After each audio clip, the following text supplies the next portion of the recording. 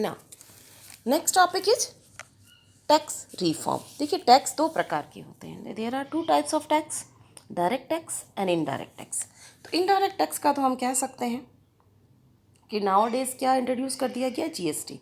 सारे indirect taxes को हटाकर एक जीएसटी को इंट्रोड्यूस कर दिया गया है ना। और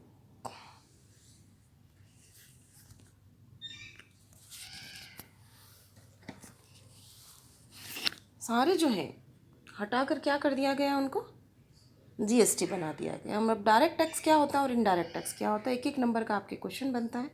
वैसे ये सारी बातें हमारी पहले हो चुकी हैं कि डायरेक्ट टैक्स क्या है और इनडायरेक्ट टैक्स क्या है। ठीक है, डायरेक्ट टैक्स जिसकी बर्डन किसी और पर्सन पर नहीं पड़ती, जिस पर लगता है वही उसको चुकाता है, वो डायरेक्ट टैक्स कहलाता है। ठीक है, इनडायरेक्ट टैक्स की बर्डन किसी और की होती है और पे कोई और करता है, लेकिन उसको चुकाता कोई और है। मतलब सरकार के पास जमा कोई और कराएगा लेकिन बर्डन किसी और पर होगी। ठीक है, like sale tax, VAT, GST, इस तरीके से।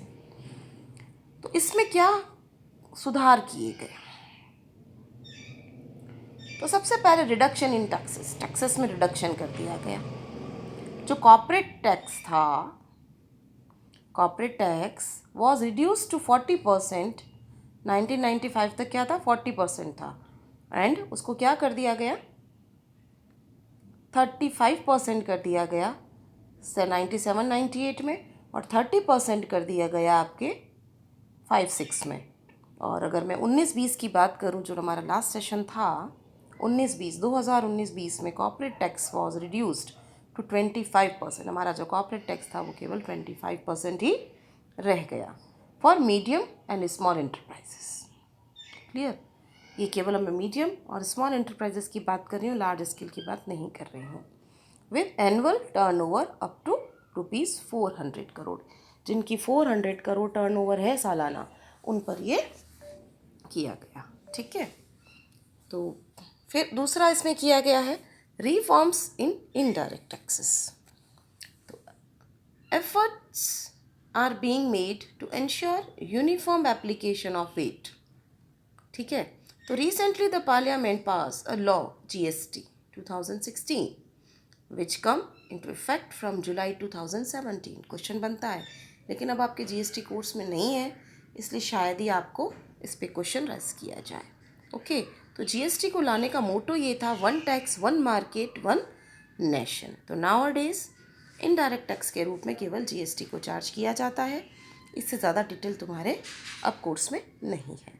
और सिंप्लीफिकेशन ऑफ प्रोसेस, जो प्रोसेस था टैक्स चुकाने का, उसको बहुत ही ज़्यादा सिंपल कर दिया गया है in order to encourage better compliance on the part of taxpayer.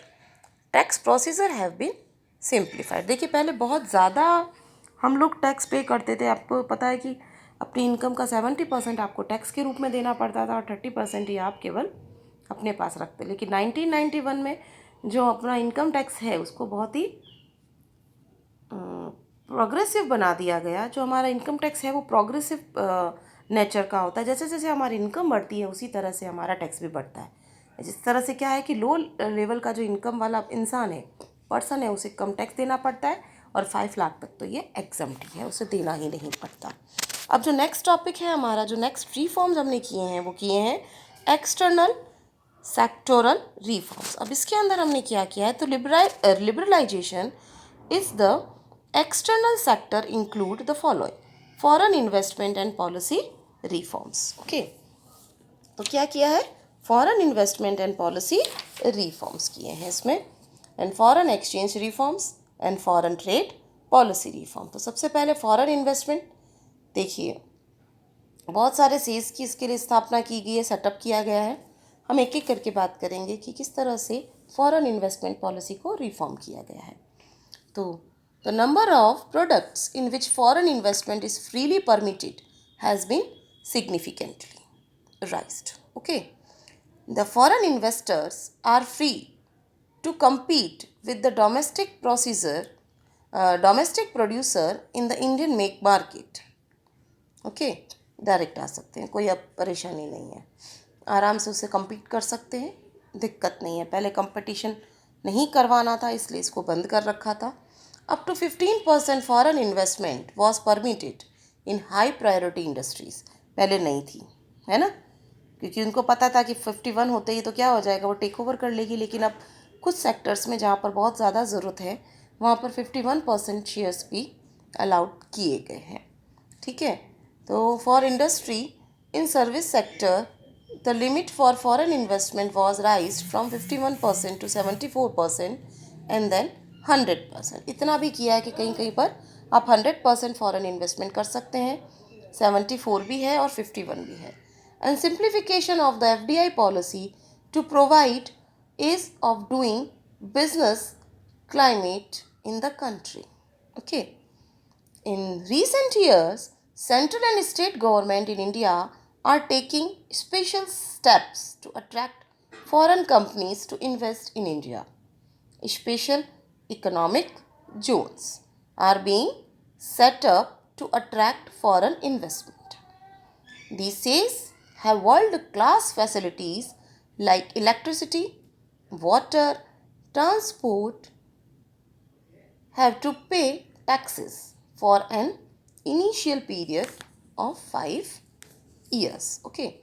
Government has also allowed flexibility in labor laws so that foreign companies instead of hiring workers on regular basis can now hire workers for short period.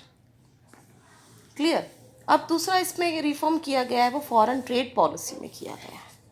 वही फेरा to फीमा, ये सारा मतलब फेरा था पहले 1973 में, उसको हमने फीमा में कन्वर्ट कर दिया, जो 1999 में हमने उसको फीमा में कन्वर्ट कर दिया। सिर्फ काफ़ी सारे चेंजेस फॉरेन एक्सचेंज रिफॉर्म्स किए गए हैं टू रीसॉल्व बीओपी क्राइसिस, जो बैलेंस ऑफ पेमेंट की क्राइसिस थी उसे सेट करने के लिए, उसे रिड्यूस करने के लिए ये किया गया। तो इंडियन रूपी वॉज डिवैल्यूटेड इन 1991। देखिए सबसे पहले 1991 में रुपए का अवमूल्यन किया गया। आपको डिवैल्यूशन एवैल्यूशन सब पता है अब, है ना, मुझे वापस से एक्सप्लेन करने की ज़रूरत नहीं है। तो सबसे पहले इंडियन रूपी को 1991 में फॉरेन करेंसी के अगेंस्ट डिवैल्यूएट किया गया। इसमें rupee was made fully convertible on current account in 1993-94 to encourage export earnings. Okay, in the budget 1993-94, the exchange value of Indian rupee in the foreign exchange market was left to be determined by the market forces. Rupee was allowed to fluctuate. However, the RBI keeps on intervening at times. Thus, India has followed managed floating.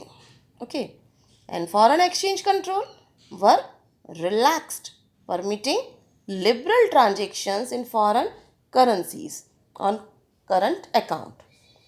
In this regard, Foreign Exchange Regulation Act (FERA) 1973 was replaced by a more liberal act, Foreign Exchange Management Act 1999, जिसे हम कहता है फेरा to FEMA.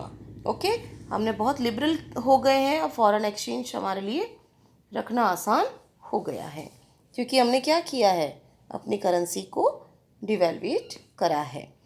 तीसरा reform इसमें जो था वो था आपके फॉरेन ट्रेड पॉलिसी रिफॉर्म। ठीक है, एक्सचेंज पॉलिसी हो गई, अब हम बात कर रहे हैं फॉरेन ट्रेड पॉलिसी रिफॉर्म्स की। तो quantitative restrictions on imports were reduced in stage and totally lifted in 2001. Tariff barriers in form of custom duties on import have been drastically cut.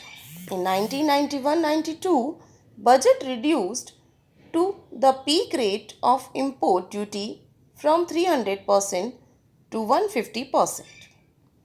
And then in 2007-8 budget, rate has been reduced to 10%.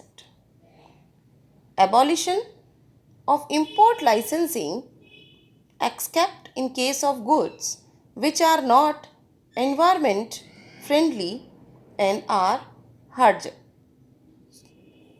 this encouraged domestic industries to import raw material at better prices. Policy of protection to the domestic industries is now given up.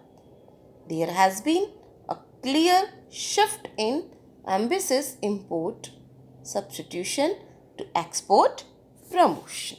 जो कल हमारा topic होगा वो होगा privatisation.